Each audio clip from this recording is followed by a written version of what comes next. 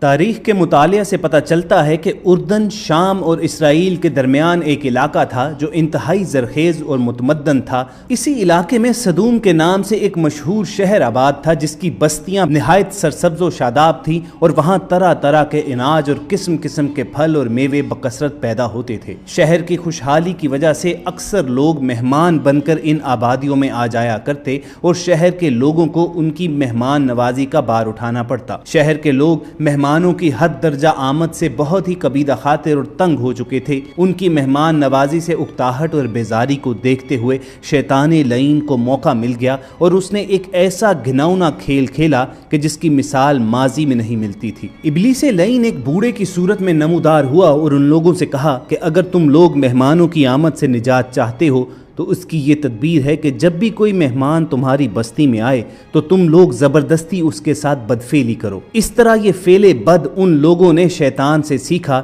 پھر رفتہ رفتہ اس برے کام کے یہ لوگ اس قدر عادی ہو گئے کہ عورتوں کو چھوڑ کر مردوں سے اپنی شہوت پوری کرنے لگے۔ اس کے علاوہ بھی یہ قوم حد درجہ اخلاق سے گرتی رہی۔ یہ مسافروں کو لوٹ لیتے، سرعام دھوکہ بازی کرتے اور یہ کام فخری انداز سے کرتے۔ سب سے گھٹیا فعل ہم جنس پرستی تھا جس میں یہ قوم مبتلا تھی اور کوئی بھی محفل اس کام کے بغیر ادھوری سمجھی جاتی۔ خاص کر مسافروں میں سے کوئی خوبصورت لڑکا آتا تو یہ لوگ اسے اپنا شکار بناتے۔ الغرض یہ قوم سرکشی میں حد سے گزر گئی۔ اللہ تعالیٰ نے حضرت لوط علیہ السلام کو شہر صدوم کی جانب پہلے سے روانہ کر رکھا تھا۔ آپ حضرت ابراہیم علیہ السلام کے بھتیجے تھے۔ آپ نے اپنی قوم کو جب شیطان کے چنگل میں دیکھا تو ان لوگوں کو اس فعل بد سے منع کرتے ہوئے فرمایا جس کا ذکر قرآن کریم میں بھی ہے کہ تم وہ بے حیائی کرتے ہو جو تم سے پہلے جہان میں کسی نے نہ کی۔ تم تو مردوں کے پاس شہوت سے جاتے ہو عورتوں کو چھوڑ کر، بلکہ تم حد سے گزر چکے ہو۔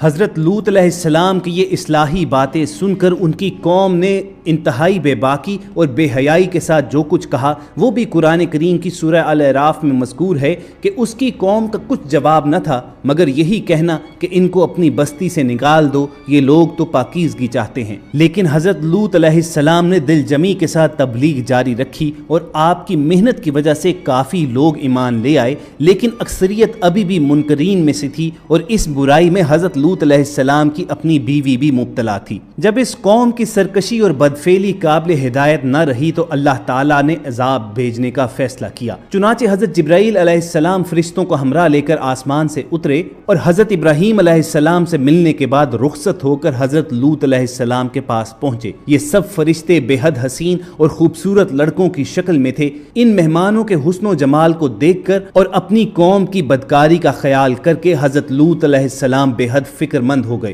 تھوڑی ہی دیر میں قوم لوط کے بدفعلوں نے لوط علیہ السلام کے گھر کا محاصرہ کر لیا اور بدفعلی کے ارادے سے دیوار پر چڑھنے لگے۔ حضرت لوط علیہ السلام نے نہایت دلسوزی کے ساتھ ان لوگوں کو سمجھانا اور اس برے کام سے منع کرنا شروع کر دیا مگر یہ بدفعل اور سرکش قوم اپنے بیہودہ اقدام سے باز نہ آئی۔ حضرت لوط علیہ السلام نے اپنے مہمانوں پر دروازہ بند کر لیا مگر وہ آئے، انہوں نے دروازے کو توڑا اور اندر داخل ہو گئے۔ حضرت جبرائیل علیہ السلام نے اللہ کے حکم سے ان کی آنکھوں پر ضرب لگائی تو وہ لوگ اندھے ہو گئے۔